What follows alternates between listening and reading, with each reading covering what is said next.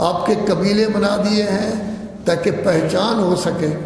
تو جتنے انسان بھی ہیں وہ سب کے سب ایک ہی جیسے ہیں، سب کے سب برابر ہیں، ان کی پیدائش ایک جیسی ہے، اس میں رنگ نہیں دیکھا جائے گا، نسل نہیں دیکھا جائے گا، وطن نہیں دیکھا جائے گا۔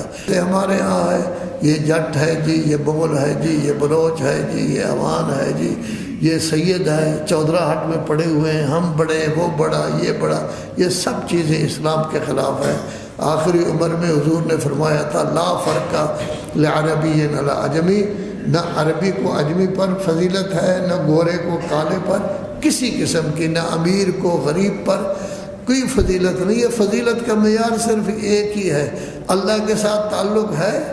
اگر بلال حبشی کا اللہ کے ساتھ تعلق ہے، وہ اتنا بڑا درجہ اس کا ہو جائے گا جس کی حد اور انداز نہیں۔